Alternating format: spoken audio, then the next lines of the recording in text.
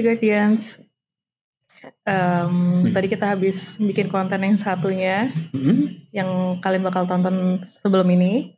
Dan kali ini kita mau ngobrolin soal hal yang sensitif tapi agak ngebacain karakter dari beberapa sosok ya. Beberapa pemuka agama kali ya. Pemimpin agama. Pemimpin besar agama. Jadi disclaimer dulu kali ya. Konten ini sensitif. Jadi kalau misalnya teman-teman ngerasa belum siap untuk dengerin, gak apa-apa di skip aja. Gitu aja. Gitu lah. Gue agak absurd karena sensitif.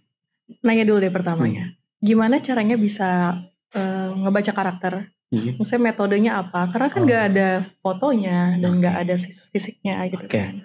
Jadi untuk mengetahui karakter dari beliau-beliau ini, ya, gue akan membaca dari residual memory energi berdasarkan nama dari beliau ini. Bisa ya? Bisa. Itu tapi gak banyak. Cuman supaya orang gak berpikir negatif nih sama nih orang. Atau sama beliau ini gitu. Karena di luar sana tuh banyak statement-statement yang negatif. Ya, background gitu. Dari kita bikin konten ini kan juga pengen meluruskan lah ya. Gitu. Jadi gue cuman konsepnya adalah please jangan negatif di saat lo gak tahu. Kalau udah tahu banget, hafal banget, ya silakan menilai. Tapi kalau lo cuman kayak sepintas menilai negatif, udah yang salah. Dan terhitung di energi negatif itu nanti. Gitu. Jadi ke depan pesan gue buat penonton kita, nggak tahu jangan berkomentar negatif di situ.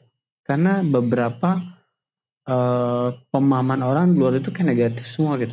Ada yang ya kedengeran di telinga gue nyampe gitu loh. Oke. Kita ngomong, kalian bisa mencirikan lah ya. Mungkin gue nggak sebutin namanya. Iya.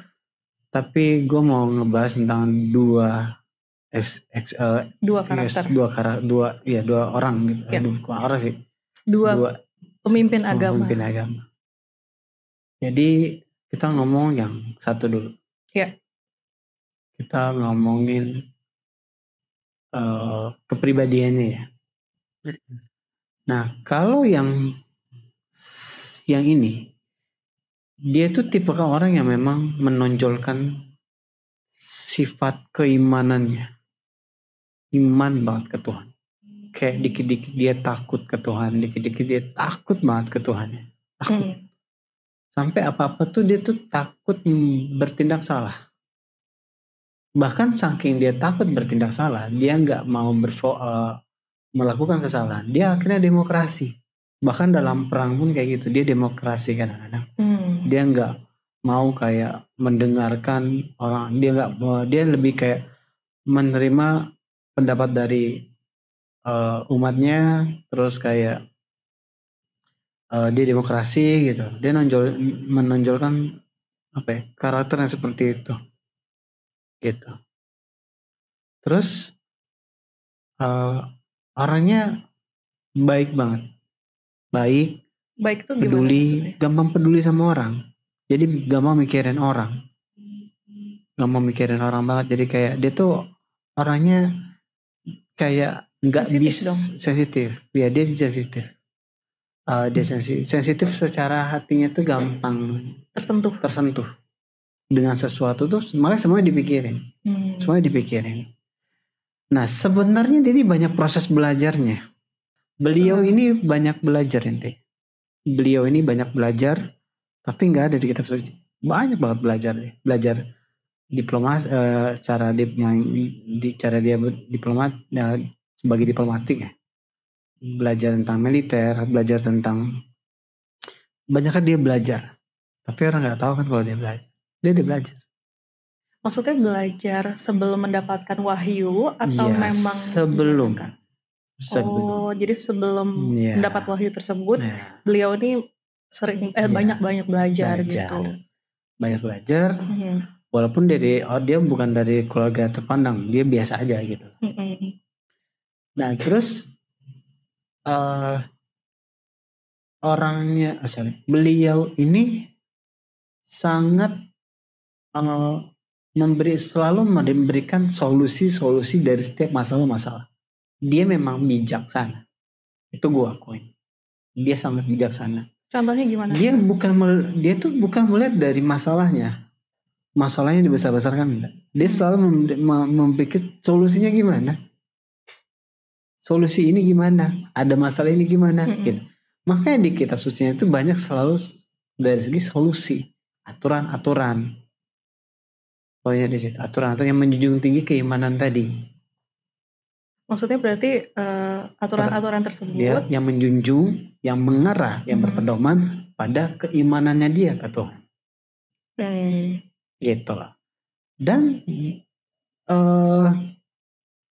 ajarannya pun lebih memang mengajarkan keseimbangan juga sebenarnya. Keseimbangan antara duniawi dan spiritual. Tapi seolah-olah cuman spiritualnya aja. Tapi keseimbangan juga. Karena dia banyak mengatur tentang cara berdagang, cara ini, cara itu. Berarti kan ada keseimbangan kan di situ. Tapi balik lagi kan gak semua orang paham gitu maksud dia. Kadang orang tuh salah mengartikan gitu. Tapi kalau balik lagi, kalau kita melihat dari sudut pandang yang salah, ya semua nampak salah. Tapi di saat lo mengetahui garis besarnya, lo pasti tahu ini benar apa salah. Di situ banyak dari banyak dari orang-orang yang ngikut ke agamanya dia. Sebenarnya kalau buat gue pribadi ya aman-aman aja. Tapi balik lagi, kondisi sekarang ini banyak banget konspirasi.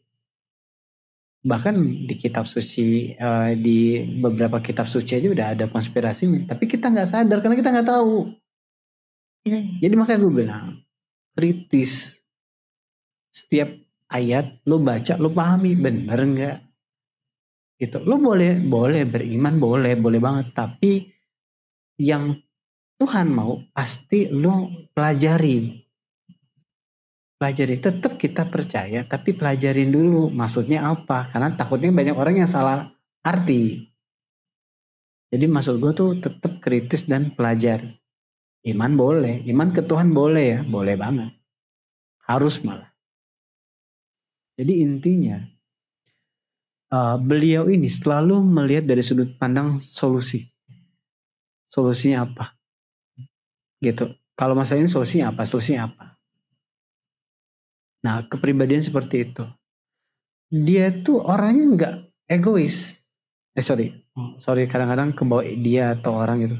Beliau ini orang yang nggak egois. Benar-benar kayak baiknya seperti apa ya. Tapi kalau dia menyangkut hubungan dengan Tuhan, biasanya dia yakin dan dia nggak ragu.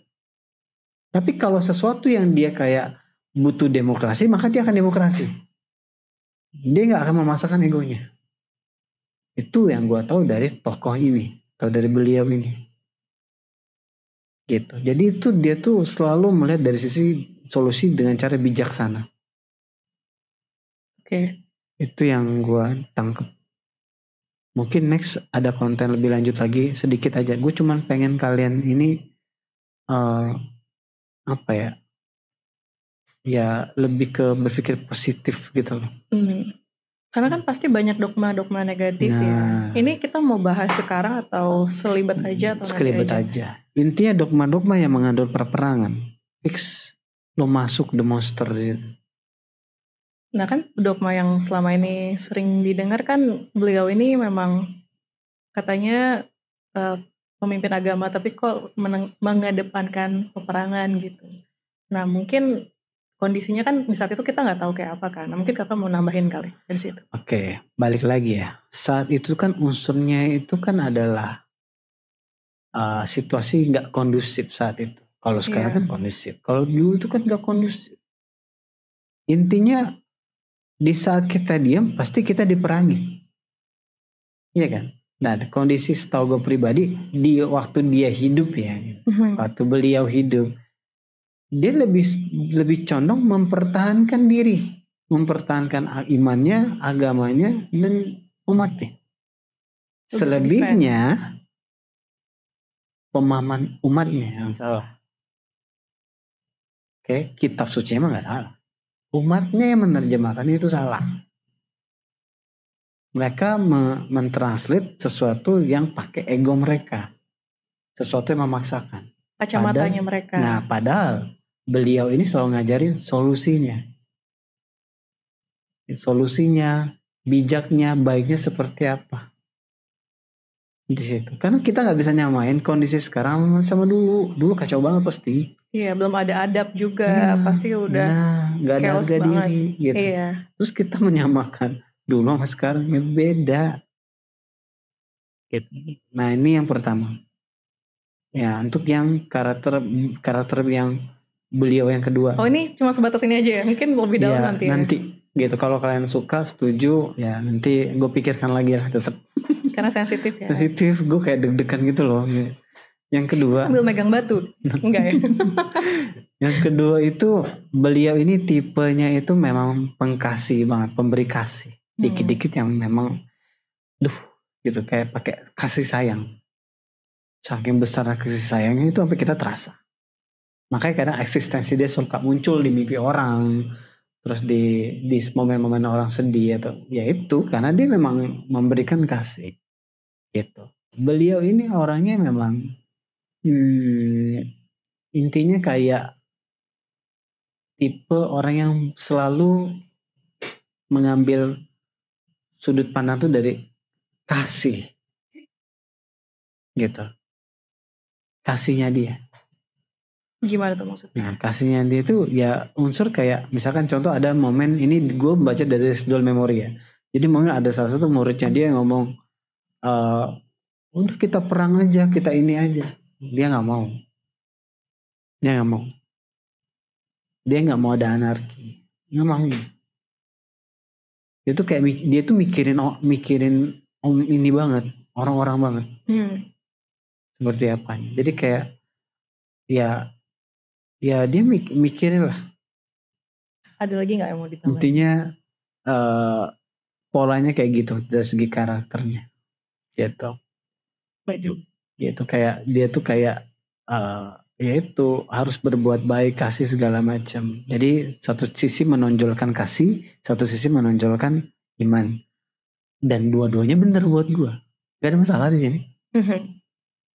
Justru yang tepatnya adalah kita belajar dari mereka berdua. Ya dong? Iya, pasti. Ya gak sih? Tidak mungkin dijadikan pemimpin agama kalau mereka yang tidak mendapatkan wahyu dari Tuhan. Tapi tahu dari mana dia beneran mendapat wahyu dari Tuhan? Oke. Orang-orang yang memang ditugaskan, ya orang-orang yang kategori ditugaskan, itu pasti dikasih akses untuk dekat sama Tuhan. Jadi bukan hanya teori ucapan. Bukan hanya teori ucapan, tapi akses dan jaminan. Jadi dia akan dijamin berdasarkan bantuan. Bantuan yang dia perlukan dalam misinya dia untuk menjalankan tugasnya. Ngerti? Contohnya? Contoh tiba-tiba banyak yang bantu dia. Banyak yang coba lindungi dia. Atau dia cepat mendapatkan informasi. Di situ. Tapi maaf banget nih ya. Tapi kan selama perjalanan itu kan pasti banyak disiksa, baik sulit atau berat lah pasti. Kan namanya kategori ditugaskan. Berarti ada tugas. Yang namanya tugas mana ada sih yang enak? Nggak ada. Apalagi tugas keimanan. Pasti berat. Tapi di saat Tuhan sudah menugaskan, ya balik lagi Tuhan pasti memberikan akses untuk ada hubungan kedekatan yang memang secara umatnya pun bisa merasakan. Di situ akses terus jaminan yang dia butuhkan dalam tugasnya dia. Karena dia telah membuat tugas bukan buat senang-senang. Di situ. Oke. Tuh. Mau nambahin lagi? Kita ngomong satu lagi nih. Mau nambahin satu lagi. Pemuka lagi. beliau ini suka meditasi nih. Beliau ini suka meditasi. Nah kalau beliau ini tipikal orang yang benar-benar gak mau ikut campur masalah apapun. Tapi dia selalu memperingatkan di awal kepada orang-orang. Jangan begini, jangan begini, jangan begini. Tapi di saat dia udah ngasih tahu tapi dilanjutin lagi, dia biasanya gak ikut campur. Gitu, berarti ya itu udah karmanya lu. Iya. Gitu. Nah beliau ini tipenya kayak gitu. Setahu gue dari residual memory yang gue koneksiin gitu. Terus beliau ini juga orangnya bener-bener gak ada unsur kayak benci, kesel, gak ada. Gak ada dia. Kayak hatinya tipis banget. Gak ada emosi gitu, kayak gue juga bingung gitu. Beliau ini gitu. Kayak aduh susah, manusia mungkin gak akan sampai di situ sih. Kalau gue rasa manusia biasa gak akan sampai di situ. Gitu. Nah dia tuh orangnya bener-bener kayak pengen bermanfaat untuk orang lain. Jadi apa yang bisa dia lakukan. Jadi intinya reaksi. Dia memberikan sebuah reaksi kebaikan supaya kebaikan itu kayak balik lagi ke dia. Wah. Jadi kebaikan-kebaikan yang ditanam sama dia pada akhirnya ya menjadi karma baiknya dia. Gitu. Jadi intinya dia orangnya lembut tanpa emosi, tapi dia gak mau ikut campur urusan lain. Dia hanya kayak bertugas menerangkan, membantu, selebihnya tanggung sendiri. Di situ orangnya. Nah terus kita ngomong sih yang beliau ini punya karakter yang beda-beda. Tapi gua rasa satu sama lain kita bisa melengkapi untuk kita belajar sih. Semuanya yang ini kan pelajaran. Tipe orang yang ngasih solusi. Selalu disebut sana polisi. Satu ini dia dikit-dikit memberikan kasih. Dalam setiap apapun ya kasih. Memberikan cinta kasih. Ya gak sih? Supaya ya hidup tenang aman gitu kan gak sih? Satu lagi ngajarin tentang sebab akibat.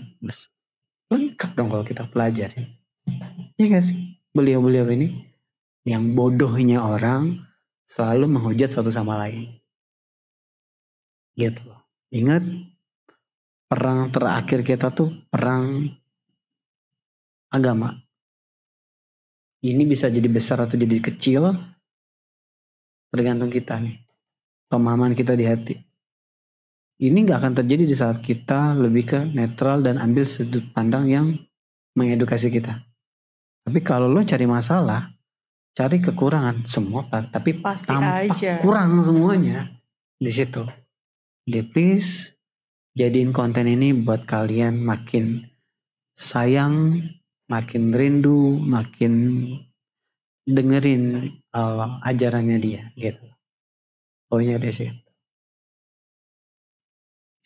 Ya adalah dari gue cukup sih. Agak serem nih konten. Ada mau tanya dulu.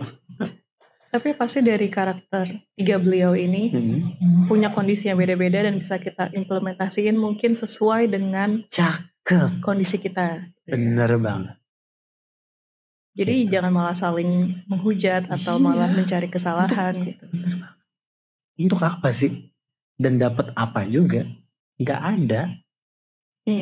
Gitu. Kalau gue pribadi jujur, gue belajar dari beliau-beliau ini. Terus gue ngomongin karma nih kebelakang, gue belajar kok di situ karena bagus, gitu loh. Dan gue rasa itu ilmunya Tuhan juga. Sah dong gue ngomong. Di saat lo bilang tidak ilmunya Tuhan, berarti lo membatasin Tuhan itu sendiri. Gue nggak membataskan Tuhan gue karena Dia maha sempurna. Jadi semua yang diajarkan apapun agama itu buatku itu ajaran Tuhan selagi itu pasti jalurnya Tuhan. Itu kalau gue pribadi. Dan pasti kebaikan ya Kak. Ya benar. Banyak ini lagi terakhir kali ya, asumsi orang itu kan pasti negatif ya ngelihat celah dari masing-masing pemimpin agama ini gitu. Padahal kan kakak bilang pemimpin agama ini juga manusia biasa gitu kan. Pasti juga punya kelemahan dan segala macam. Menurut kakak gimana? Pokoknya gini, jangan terjebak konspirasi perang dan ego dari pemuka-pemuka agama yang pada akhirnya saling menghujat. Begitu nih. Pada akhirnya terjadilah anarki. Jadi mulailah netral. Netral, ingat dosa itu yang nanggung kita, bukan siapapun. Jadi ya netral lah, kita netral dan ambil yang harus kita ambil secara edukasi positif. Di situ kok keren, kok setiap agama itu keren-keren buat gue sih. Gitu, tapi tetap harus gue pelajarin lagi maksudnya apa, biar gue nggak gagal paham nih gitu loh kan. Karena banyak orang yang di luar sana tuh gagal paham, malah kayak yang sebenarnya nggak sah disah-sahkan gitu kan, main asal tafsir lah ya. Mengatasnamakan boleh kok 3, 4, 5, 6, 7, 8 ya zaman dulu. Iya, Kan kondisinya kondisi beda. kan banyak ya perubahan, banyak ini ya perbedaan gitu. ya. Pokoknya sih serem sih. Mungkin ada jadi, lagi. Ya pokoknya banyak kelebihan, banyak kekurangan. Tinggal kita ambil yang positifnya aja guys. Dan jangan masuk ke lingkaran the monster. Yaitu adalah menanamkan diri kita yang paling hebat, agama kita paling hebat. No. Semua, kalau gue pribadi, gue mengimani semua yang namanya kebenaran itu pasti ajaran Tuhan. Itu aja kalau gue. Simple. Gitu. Dan jalankanlah iman dan takwa kalian di agama kalian masing-masing. Itu aja. Kalian gak usah pusing-pusing gitu. Dan ditanya, terus kita nih wajib punya agama gak? Buat gue pribadi ya, wajib.